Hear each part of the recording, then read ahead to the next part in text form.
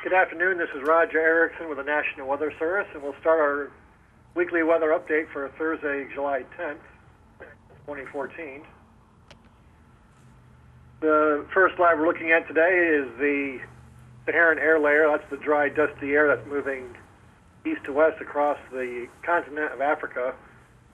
Areas that are indicated by orange and red are the areas of the dry, dusty air as it's moving across the Atlantic. And you can see a very large swath of dry air from basically 50 degrees west all the way to the continent of Africa. That's been inhibiting thunderstorm development for, it seems like, this entire hurricane season so far across the tropical Atlantic. Not only does it inhibit tropical development, but also adjusts the water temperatures. And so the next slide we're looking at is the water temperature anomalies. And you can see that we are still holding a little bit below normal from the southern Gulf of Mexico across the Caribbean and across portions of the tropical Atlantic Ocean. Also of note, like we've been saying for several weeks, is the El Nino that's been developing across the tropical Pacific near the equator. That's indicated by the orange and reds, the above normal temperatures there. Typically, when we do see the El Nino phenomena developing in the Pacific, one of the features that it creates is a stronger wind shear profile across the Gulf of Mexico and Atlantic. And right now, that's pretty much in play. You can see that in actuality, I would say the northern Gulf of Mexico and portions of the southeastern coastline are in a low wind shear environment, but you can see a very strong wind shear profile from New England dipping down into the Carolinas and Kentucky, Tennessee area. That's related to an upper-level trough moving west to east across the United States. But also the feature here, you know, from the southern Gulf of Mexico all across the Caribbean, very high wind shear in that location as well. So not a favorable environment for tropical activity to develop between the water temperatures running below normal and the wind shear and the dry air moving in from the east. So we're still looking at a quiet week coming up from the tropical perspective. Certainly nothing locally for us to be concerned about. The next graphic we're looking at is the rainfall seen in the past week, and we've kind of running into your typical summertime pattern where we have a little bit of rain hit and miss, I would say, where pretty much everyone's going to get rain at some point, some areas more than others. The green on this graphic indicate areas of at least 1 inch of rain, so you could say that about 50% of the area of our forecast area has seen at least an inch of rain in the past week. The heaviest rains looked like they were over in Acadiana from portions of Lafayette Parish, St. Martin, Iberia, and St. Mary Parish, where they had 3 to 5 inches of rain in the past week. This is what we got going on right now. There's an upper-level trough moving across the northeastern portions of the United States, an upper-level low in South Texas, and an upper-level low down in Hispaniola. The upper low in South Texas is kind of the feature that we've been monitoring because that's been helping enhance some thunderstorm development down there along the Mexican and Texas coastline, and occasionally it helps flare up the activity along our area as well. And that'll be the continuation of that pattern for the next week. Right now we do have a stationary front, kind of stationed from, I would say, Oklahoma, Arkansas, Tennessee, up the east towards the east coast. That weak frontal boundary is supposed to weaken over the next couple of days. We are not expecting that front to make it down to our area over the weekend.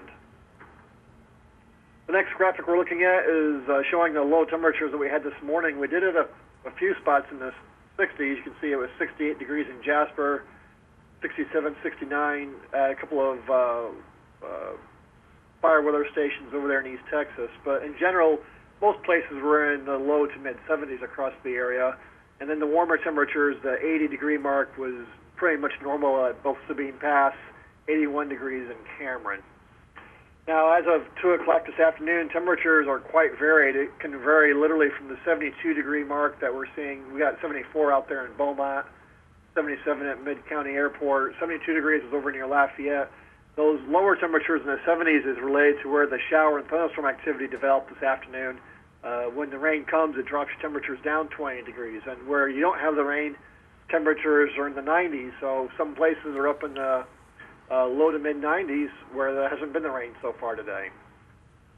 And this is what the current radar is looking like, at least as of 10 to 15 minutes ago. The activity, the rain showers and thunderstorms that we had earlier today in southeast Texas are weakening. You can see there's a few remnant showers in mainly Hardin County, and a few more showers are starting to develop south of Jasper and south of Newton in East Texas.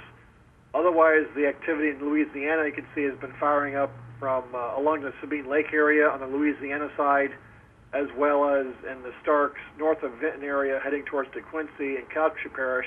A few showers here and there in that area, a couple up in Rapides Parish, and then a couple other places there in St. Landry Parish, as well as to our east in St. Martin and Iberia parishes, and even Vermilion Parish got a couple of showers out there. All this activity has been moving north today. So far, nothing severe. Obviously, anytime you get thunderstorms developing in a warm, moist environment, it's something that we'd be monitoring to see if we get that, but so far, no severe reports today. This is what the weather forecast map looks like for Friday. Basically, another day of the 30% coverage thanks to the sea breeze activity. I would say that probably the better chances will be in Louisiana as opposed to Texas. Temperatures will be starting out in the 70s, warming up in the 90s, kind of similar to what we're seeing today. Saturday, another feature, you notice that frontal boundary kind of washes out to our north. Temperature-wise, same thing, starting in the 70s, warming up into the 90s, with just the 20% chance of the sea breeze activity on Saturday, maybe back up to 30% on Sunday. So it's a 20 to 30% chance activity of thunderstorms over the next several days, what we're looking at. Now, eventually next week, you look at, for instance, by Tuesday, we do have a cold front that's forecasted to be moving down across Kentucky, Tennessee, Arkansas, heading towards Shreveport on Tuesday. By Wednesday, they actually, right now, are forecasting this cold front to be down, moving into central Louisiana. Now, obviously, if this verifies, we're going to have an active day for rain and thunderstorms beginning on Wednesday. So right now we're going 30% chance just because the confidence level of this front actually making it this far south this late in the year is on the low side. Typically, we don't see a lot of strong cold fronts in the month of July. So the confidence level is on the low side for this front to make it down and to make an impact. But if this front does make it down to our area by the middle to end of next week, I wouldn't be surprised to see very good rain chances, very high rain chances, as well as the possibility of severe weather and or flash flooding associated with it. So Wednesday, Thursday next week is going to be kind of the question mark that we're looking at right now for whether or not we're going to have any activity that potentially could bring us some bad weather next week. So there's a 7-day graphic here. You know, temperature-wise, we're pretty much running the same temperatures day in and day out, 72 to 75 for the lows across the board there, highs in the lower 90s, low to mid-90s. You know, we do trend the temperatures at slightly cooler for the highs on Wednesday and Thursday in respect to that frontal boundary that may keep the cloud cover a little bit better coverage of clouds that would keep the temperatures down. Otherwise, there is no tropical threat. There's no significant wave height problems for mariners. The question mark is going to be just your hit and miss scattered showers and thunderstorms every day. We have had several reports, and maybe you guys have heard about it too, of some lightning strikes that have caught homes and businesses on fire across our area. So we are setting up in an environment for a lot of dangerous, potentially deadly lightning strikes. Not everyone's going to be getting it. It's like a day like today where it's very isolated coverage out there, but where that rain's falling, very heavy rain downpours in terms of driving visibilities, also very patchy spots of heavy lightning in those areas where the rain's falling. So those are just going to be those threat areas, and so we're trying to pinpoint exactly who's going to get it or who's not. It's going to vary from one day to the next. So here's our summary sheet. The typical summertime pattern is setting up for this weekend with the hit and miss showers and thunderstorms and a very small threat for damaging winds and the lightning strikes and locally heavy rain in those places that actually get the rain. Low temperatures, like I said, will be in the 70s, highs in the low to mid-90s. We do have the chance for higher rain chances by the middle to the end of next week, thanks to a cold front approaching our region from the north, but there is some uncertainty on how far south that cold front gets to us. And obviously, the closer that front gets to us, the higher the rain chances, and also the higher the severe weather threat would be as well. So we'll be monitoring that as we approach next week to see exactly how that all transpires, but that's going to be the thing for us to be watching for next week. And otherwise, no tropical cyclone, no storms, no hurricanes expected across the Atlantic, Caribbean, and Gulf for the next week. And so that's it from the National Air Resource here in Lake Charles. I'll open it up to see if anyone has any weather questions.